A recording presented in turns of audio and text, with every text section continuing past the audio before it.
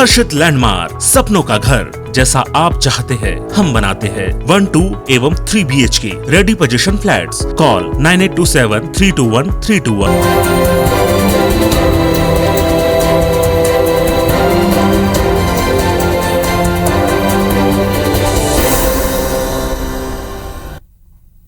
नमस्कार, मैं हूं शिरीष मिश्रा। छत्तीसगढ़ की बात में आप सभी का स्वागत है।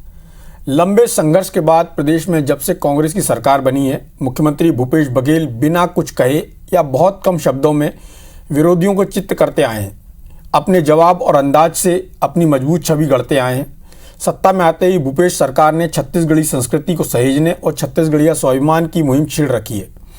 अब जबकि विपक्ष प्रदेश सरकार के राष्ट्रीय आदिवासी नृत्य महोत्सव को दिखावा बता रहा है, साथ ही प्रदेश में धर्मांतरण से आदिवासी संस्कृति को खतरा बताकर राज्य सरकार पर हमलावर है, तो उन्हें मुख्यमंत्री बघेल ने आदिवासी नृत्य महोत्सव के मंच से न सिर्फ करारा जवाब दिया, बल्कि झारखंड के आदिवासी मुख्यमंत्री हेमंत सोरेन से एक एंकर की तरह सवाल जवाब कर छत्तीसगढ़ के आदिवासी विकास मॉडल को देश भर में सफलतापूर्वक पहुंचाया। जाहिर है, इस मुद्दे पर विपक्ष को पलटवार करने के लिए और मशक्कत करनी पड़ेगी, क्योंकि मुख्यमंत्री और प्रदेश सरकार का मेगा आदिवासी शो अभी जारी है। बात करेंगे इस पर। पहले आपको दिखाते हैं प्रदेश के मुखिया भूपेश बघेल का एंकर वाला अंदाज।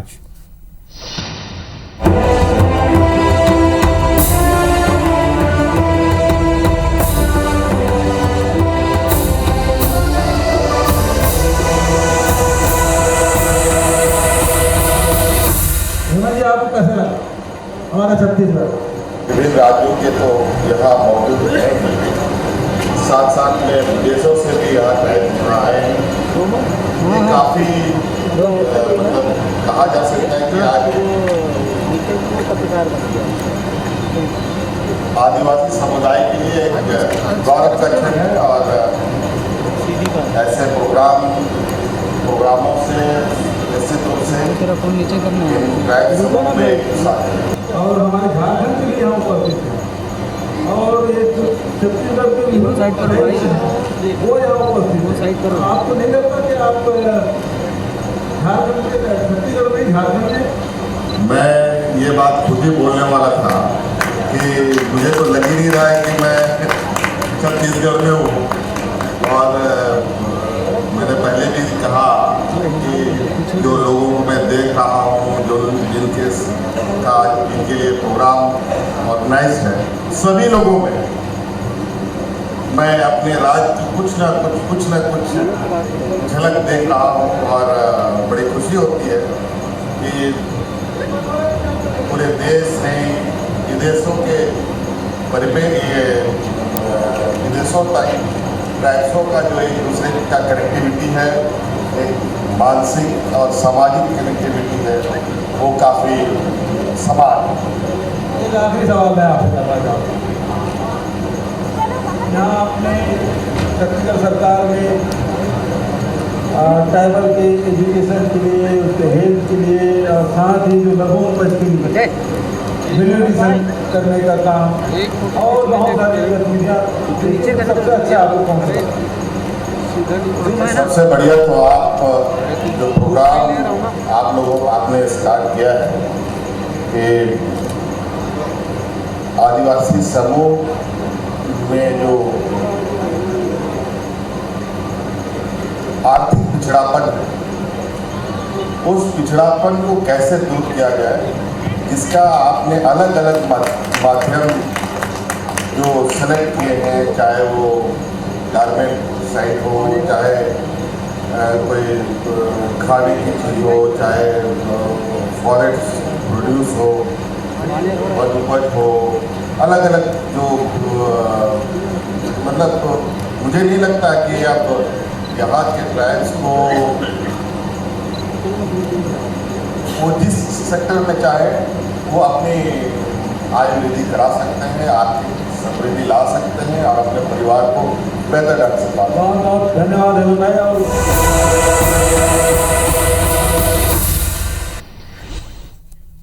कहते हैं कि व्यक्ति जिसके साथ रहता है उसके जैसे बनने की कोशिश करता है, उसके जैसा अपने आप को बनाना चाहता है।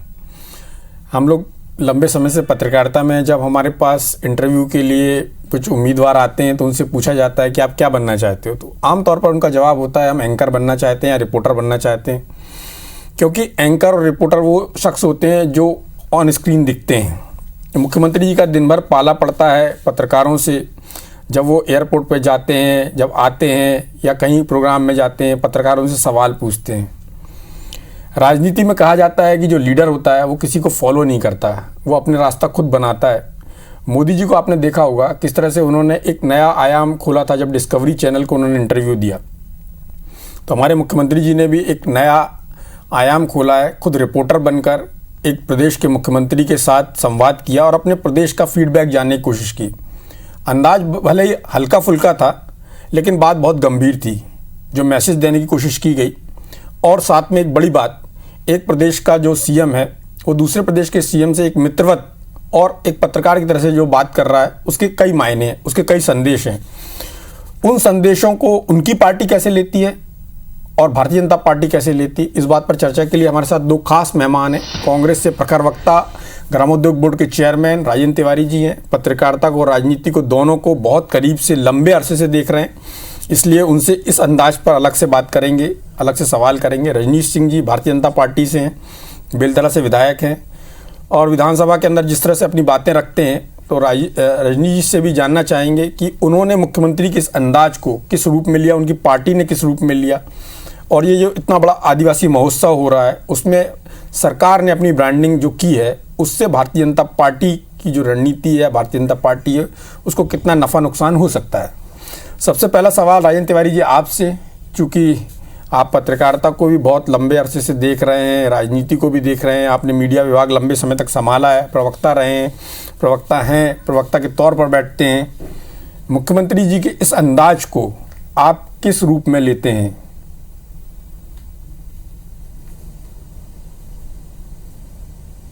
मुख्यमंत्री जी का अंदाज अलग अलग मौजू पर अलग अलग दिखाई दिया है। वो जिस विषय की बात करते हैं उसमें पूरी तरह से डूब करके बात करते हैं और उनका अध्ययन और उनकी हाजिर जवाबी ऐसी है कि वो हर किसी को प्रभावित करती है। अभी जिस तरह से आपने एंकर की बात कही, मैं आपसे ये कहना चाहूंगा, थोड़ा एक शब्द का संशोधन चाहूंगा कि ये सरकार की ब्रांडिंग नहीं है, ये छत्तीसगढ़ की ब्रांडिंग हो रही है। छत्तीसगढ़ की पहचान बनाने की कोशिश हो रही है विदेशों तक में, और उस दिशा का ये जो बहुत सारी श्रृंखला हुई है उसकी ये कड़ी है। आपने एंकर के रूप में भूपेश बघेल जी के बारे में पूछा, तो आप स्वयं बहुत ही शानदार एंकर हैं। मैं आपको बेहतरीन एंकर मानता हूं डॉक्टर मिश्र। और एंकर होने के लिए जो प्राथमिक आवश्यकता होती है कि उसको उसके विषय की जानकारी होनी चाहिए, ताकि वो अभ्यागत अतिथि से जो सवाल पूछे और अतिथि ने अगर काउंटर क्वेश्चन कर लिया, प्रत्युत्तर में कुछ मांगा, तो उसकी जानकारी होनी चाहिए।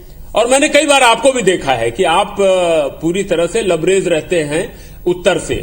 तो भूपेश बघेल जी अगर एंकरिंग कर रहे हैं तो उनको आदिवासियों की समस्या से लेकर के आदिवासियों के संदर्भ में संपूर्ण जानकारी है। मैं आपको बताऊं, जब वो भाषण देते हैं तो अलग अलग विषयों पर, अभी कुछ दिन पहले एक राष्ट्रीय चैनल पर मैं उनका भाषण, उनके कार्यक्रम में उनका भाषण सुन रहा था। जिस तरह से उन्होंने महात्मा गांधी को छत्तीसगढ़ के साथ में जोड़ने का प्रयास किया, वो अभूतपूर्व था। और ये स्पष्ट बता रहा था कि गांधी, मेरे पास तो गांधी वांग्मय है पूरा, मैंने खूब गांधी को पढ़ा है, नेहरू को पढ़ा है, स्वतंत्रता संग्राम को पढ़ा है, आरएसएस को भी पढ़ा है बहुत ज्यादा। तो वो उनकी उस अध्ययन को बता रहा था या उनके उस ज्ञान को बता रहा था कि किस तरह से उनका ज्ञान है गांधी के मामले में। तो ऐसे एक नहीं अनेक अवसर आते हैं जब भूपेश बघेल जी हम लोगों को चमत्कृत करते हैं कि वो इस विषय में भी खासा ज्ञान रखते हैं। एंकरिंग किया उन्होंने, और एंकर होने के लिए जैसा उनको चाहिए। और सबसे बड़ी बात यह है कि वो हमारे यहाँ छत्तीसगढ़ में दो प्रकार की संस्कृति है, एक हमारी छत्तीसगढ़िया संस्कृति और एक आदिवासी संस्कृति। दोनों संस्कृति के समृद्धि हो, इस दिशा में सार्थक प्रयास कर रहे हैं। और दोनों संस्कृति के बगैर तो छत्तीसगढ़ की कल्पना भी हम नहीं कर सकते। तो जिस तरह से छत्तीसगढ़ी संस्कृति को पुनर्जीवित करके वो तीज त्योहार से लेकर के उस मौके पर अवकाश देने की प्रथा उन्होंने प्रारंभ किया मुख्यमंत्री निवास में, वैसा ही आदिवासी परंपरा को चालू करते हुए आदिवासियों के कार्यक्रम को मुख्यमंत्री निवास में पर्याप्त जगह मिल रही है। आदिवासी दिवस पर अवकाश हो रहे हैं और आदिवासियों को पूरी तरह से महत्ता दी जा रही है। इसलिए 4 सदस्य हैं मंत्रिमंडल के हमारे यहां। तो उसके पीछे कारण यह है कि लोक संस्कृति को बढ़ावा देने के प्रति जो उनका रुझान है, ये निश्चित रूप से आदिवासी और जो किसान हैं वो उनकी प्राथमिकता में है। किसान तो किस तरह से उनकी प्राथमिकता में है ये तो हम लोग बात कर चुके हैं। वो आदिवासी संस्कृति को बढ़ावा देना चाहते हैं, देश और दुनिया में उसका विस्तार चाहते हैं। जी डॉक्टर मिश्र, मैं जी आपने कहा कि वो राज्य की ब्रांडिंग कर रहे थे और राज्य की छवि को प्रस्तुत कर रहे थे। मेरा सवाल वही है, इस एंकरिंग का आशय क्या था? जी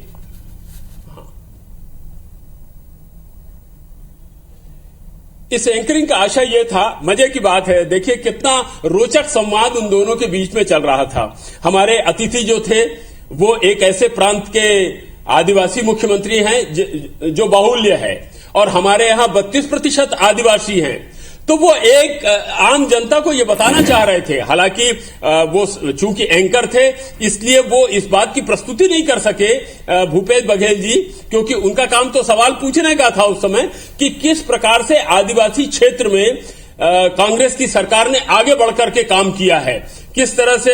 अब बड़ी लंबी गाथा है आपके, इसमें हम लोग बैठ करके चर्चा भी करते रहते हैं। आदिवासियों की जमीन को देने से लेकर के वन उपज जो 7 थी उसको बढ़ा के 52 करना और उसमें भी 17 के दामों को बढ़ाना और आदिवासियों का जीवन स्तर सुधर सके उस दिशा में सार्थक प्रयास करना। उस दिन उन्होंने अपने भाषण में एक बहुत उल्लेखनीय बात कही थी। उन्होंने ये कहा था कि लोग मुझसे पूछते हैं और कहते हैं कि नक्सली समस्या छत्तीसगढ़ की बड़ी समस्या है, और मैं कहता हूं कि नहीं, नक्सली समस्या बड़ी समस्या नहीं है। हमारे यहां कुपोषण बड़ी समस्या है। 41% हमारे आदिवासी नौनिहाल बच्चे, माताएं, बहनें कुपोषण की शिकार है। उनको दूर करना हम लोगों की प्राथमिकता है और उसका सुपरिणाम भी हुआ। जब उन्होंने उस पर ध्यान केंद्रित किया तो वो 13% घट गया। डॉक्टर मिश्र जी, मैं रजनीश सिंह जी के पास जाना चाहूंगा। रजनीश जी, तो आदिवासियों का जीवन उन्नत, जी बोलिए, आप अपनी बात पूरी कर सकते हैं। आदिवासियों का जीवन स्तर सुधरे, आदिवासी संस्कृति। अच्छा, आप रजनीश जी से पूछ रहे हैं? चलिए रजनीश जी से ही पूछ लेता हूं। रजनीश जी, यदि भारतीय जनता पार्टी के आप विधायक नहीं हैं समझ लीजिए, और सीएम की इस भूमिका को देखते हैं तो इसका क्या सकारात्मक पक्ष देखते हैं ये जानना चाहूंगा। बाकी आप तो क्रिटिसाइज कर ही देंगे, राजनीति में है तो। मिश्रा जी नमस्कार। नमस्ते। मैं क्रिटिसाइज अभी नहीं करना चाहता। बहुत अच्छी बात है। मैं इसमें शुरुआत थोड़ा सा, अभी राजेंद्र तिवारी जी बहुत ये किए हैं, तो मैं थोड़ा सा इसके विषय से थोड़ा अलग हट के एक आधा मिनट में बात रखता हूं कि 2021 में अभी इसी वर्ष मार्च में लगभग ये स्थिति परिस्थितियां थी जब हम लोग ये मान के चल रहे थे कि कोरोना समाप्त हो चुका है और एक प्रदेश सरकार ने बहुत बड़ी भूल की, लापरवाही की। हम लोगों ने बार बार कहा कि अभी एक क्रिकेट बड़ा मैच आयोजन करने का समय नहीं है। उस समय भी याद होगा आपको कि लगभग 250 एक्टिव केस छत्तीसगढ़ में थे। आज लगभग वही स्थिति फिर है। मैं ईश्वर से प्रार्थना करता हूं कि इतिहास मत दोहराए। हमको एक बार कल्पना करना पड़ेगा। ठीक है, अपने राज्य में हमारे कार्यक्रम हो रहे हैं, सब पार्टियां कर रही हैं, कुछ धार्मिक आयोजन सब प्रकार के हो रहे हैं, लेकिन एक बात ये हमको विचारणीय लगता है कि यदि भविष्य में कुछ ऐसी स्थिति बनी तो कौन जवाबदार होगा। हम विदेशों से अभी आना जाना लगभग बंद है, विदेशों से कलाकार लेके आए हैं, और यदि ये कोरोना का प्रकरण बढ़ता है तो फिर ये स्थिति के लिए जवाबदार कौन होगा। अच्छा, अब मैं दूसरी बात में आ जाता हूं। रजनीश जी, आपने इतनी बड़ी बात बोली है तो मैं एक बात और आपसे रजनीश जी आपसे एक बात कहना चाहता हूं। रजनीश जी जी जी जी जी जी मैं ये कहना जी, चाहता हूँ, जी। आपने बताए विषय को गलत दिशा दे दी है। नहीं तो फिर कांग्रेस के जो राजेंद्र तिवारी जी हैं वो ये बोलेंगे जो ट्रंप आए थे गुजरात में उसके बाद देश में क्या हुआ, अभी जो मध्य प्रदेश में उपचुनाव हुआ उसमें क्या हुआ, फिर पश्चिम बंगाल के चुनाव में क्या हुआ। इसलिए मैंने आपको बोला था कि जो मेरा सवाल है वहाँ तक ही रहें तो ज़्यादा अच्छा होगा, नहीं तो फिर जो नहीं चाह रहे हैं वो हो जाएगा यहाँ पर।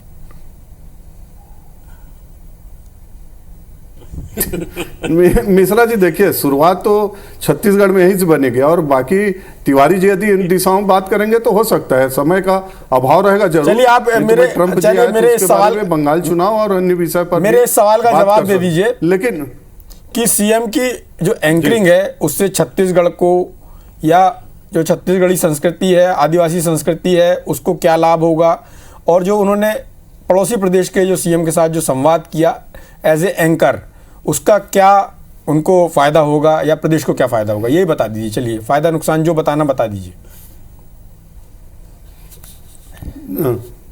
जी जी जी मिश्रा जी, मुझको जो 3-4 प्रश्न उनका जो समझ में आया उसमें ऐसा कोई विषय मेरे को नहीं लगा जिसमें कि हम ये मान के चले कि छत्तीसगढ़ को बहुत बड़ा लाभ होने वाला है। एक हमारे माननीय मुख्यमंत्री जी यहाँ मुख्य अतिथि बन के आए थे, उनसे यदि पूछा जाए कि छत्तीसगढ़ कैसा लग रहा है, वो बहुत स्वाभाविक है, बोलेंगे बहुत अच्छा है, बहुत तरक्की की है, झारखंड छत्तीसगढ़ एक साथ बना है। और निश्चित रूप से झारखंड, छत्तीसगढ़, उत्तराखंड में यदि तुलनात्मक देखें तो छत्तीसगढ़ बहुत मामले में बहुत आगे हो गया। तो ये बहुत सामान्य सा उत्तर है। उसके बाद छत्तीसगढ़ की योजनाएं कैसी लग रही है, अतिथि आएंगे वो बोलबे ही करेंगे कि बहुत अच्छी योजना चल रही है। असली में तो ये मूल्यांकन तो छत्तीसगढ़ के लोग करेंगे मिश्रा जी, मुझको जो लगता है। चलिए हमारे जो अतिथि आएंगे एक उनका स्वागत है, वो पॉजिटिव बात करेंगे। लेकिन रजनी जी एक सवाल करता हूँ, उसका बहुत छोटा सा उत्तर चाहूंगा। सीएम ने एंकर की भूमिका क्यों अडॉप्ट की, क्यों एंकर बनी?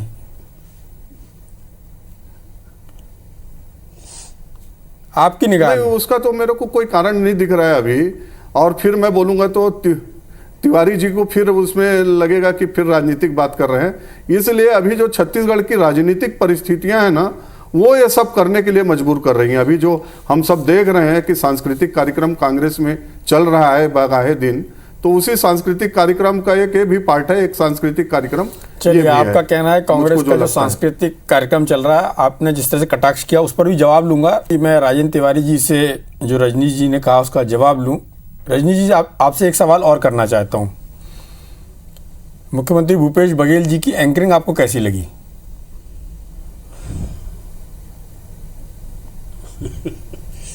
देखिए, मैंने पहले कहा मिश्रा जी कि वो एक बहुत सामान्य सी बातें थी, उसमें कोई ऐसा चीज मुझको, मैं बोल रहा हूँ उसी चीज को मिश्रा जी, कि उसमें कोई मुझको ऐसा चीज नहीं लगा जिसको हम इतना हाइट्स दें। बहुत सारी चीजें हो सकती थी, लेकिन उसमें तो सामान्य सा प्रश्न किए और जो जवाब माननीय अतिथि की तरफ से आना चाहिए वही अतिथि की तरफ से था। और उसमें कोई मुझको तो विशेष चीज नहीं लगी है मिश्रा जी। मैं बिल्कुल इसको बिल्कुल रजनी जी पार्टी दलगत राजनीति से हट के बोल रहा हूँ। रजनी जी एक सवाल पूछता हूँ, जब अक्षय कुमार जी ने प्रधानमंत्री जी का इंटरव्यू लिया था उसमें क्या खास बात थी?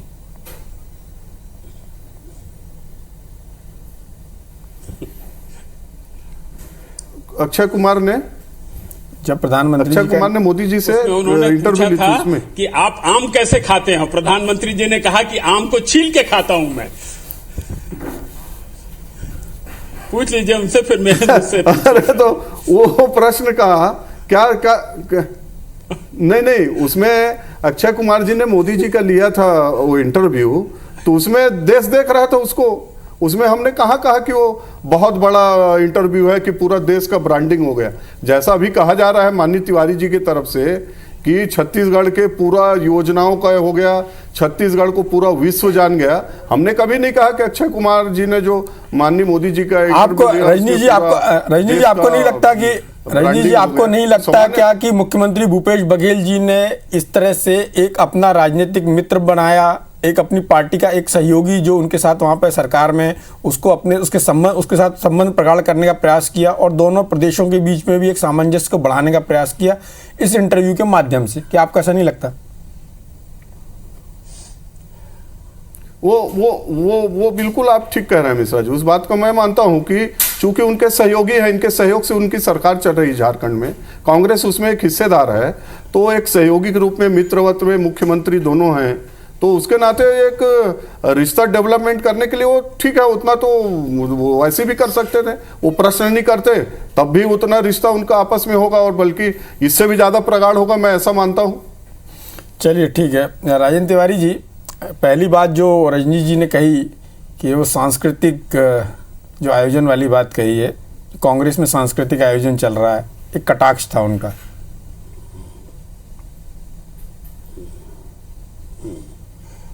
मैं जल्दी बताने की कोशिश करूंगा। हाँ, सबसे पहले तो रजनीश जी ने आज बहुत हंसाने का काम किया मुझको। आज हास्य कलाकार जैसे बैठ गए थे वो। चलिए ठीक है, उन्होंने 2-3 बातें कही। विषय भले हल्का लग रहा होगा, लेकिन बात बहुत गंभीर है। इस इंटरव्यू के बहुत मायने हैं, सीएम की इस भूमिका के बहुत मायने हैं, इसके राजनीतिक मायने हैं। मैं बता रहा हूं ना उसकी गंभीरता। नहीं, हाँ, मैं आपसे जल्दी बताने की कोशिश करूंगा डॉक्टर मिश्र कि विदेशी जब आते हैं तो कुछ नियम कायदे कानून है भारत सरकार के, और हम लोग जब विदेश जाते हैं तो भी नियम कायदे कानून हैं कि बिना आरटीपीसीआर के नहीं आ सकते। दिल्ली के एयरपोर्ट पे उतरते के साथ ही आरटीपीसीआर कराना पड़ता है। वो सब कोरोना रहित यहां पर आए हैं, भगवान न करे उनको हो, अगर होगा तो हम लोगों भारतवासियों के कारण होगा। अभी तो वो बेचारे हमारे अतिथि के रूप में आए हैं और सुरक्षित रहे। दूसरी बात यह है कि रजनीश जी पूरी तरह से आशंका से ग्रसित लगते हैं, संभावनाओं से उनका कोई लेना देना नहीं है ऐसा लगता है। तीसरी बात यह है कि हमको इस बात का अप्रतिम गौरव है कि भूपेश बघेल जी पूरे भारत में नंबर 1 सीएम हैं, और उसके पीछे कारण यह है, और किसी साधारण संस्था ने नहीं दिया, सी वोटर ने उनको इस पुरस्कार से नवाजा है। जहां तक बात है सांस्कृतिक मेल मिलाप की और आदिवासी संस्कृति को बढ़ावा देने की, उसका प्रचार प्रसार करने की, और जो सोरेन जी ने कहा ना कि इससे आदिवासियों की एकता मजबूत होगी, बढ़ेगी। एक तरफ तो हम ये आदिवासी संस्कृति का आयोजन कर रहे हैं, दूसरी तरफ रजनीश जी के कार्यकाल में क्या होता था, वहां से बॉलीवुड के लोगों को बुलवा करके स्पेशल प्लेन में चटक मटक करवा करके करोड़ों रुपए खर्च करने का काम करते थे।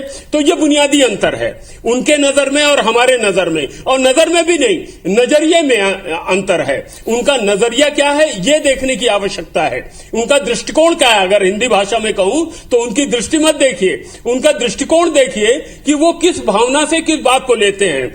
अभी आपने बड़ा कठिन सवाल उनसे पूछ लिया कि प्रधानमंत्री जी ने अक्षय कुमार ने प्रधानमंत्री का इंटरव्यू लिया। थोड़ा सा अब उस चैनल का नाम बताना मेरे को किसी और चैनल में अच्छा नहीं लगता, जिसके एंकर ने सवाल साथ में रखा हुआ था और प्रधानमंत्री उस सवाल के आधार पर तिवारी जी इसको राजनीतिक ना दिया जाए, वो भी राजनीतिक आरोप प्रत्यारोप के लिए डिस्कशन नहीं था। मुख्यमंत्री की जो भूमिका थी उस पर चर्चा दे रहा हूं, ये उन्होंने दिया है ना, क्योंकि उनको हर बात में भारतीय जनता पार्टी के पेट में दर्द होता है। चलिए, मेरा कार्यक्रम समाप्त करने का समय हो गया है, लेकिन मुख्यमंत्री की जो एंकर के रूप में भूमिका है वो निश्चित रूप से उसके राजनीतिक मायने भी हैं, और उसको प्रदेश को उससे कितना लाभ होगा ये आगे आने वाले समय में पता चलेगा। लेकिन निश्चित रूप से उन्होंने एक नई शुरुआत की। जैसा कि कहा जाता है कि जो लीडर होता है वो इनोवेशन करता है, नई चीज़ें सामने लाता है, तो उन्होंने नए अंदाज में नए तरीके से प्रदेश की चीज़ों को सामने लाने का प्रयास किया। इस चर्चा में भाग लेने के लिए आप दोनों का बहुत बहुत धन्यवाद। नमस्कार।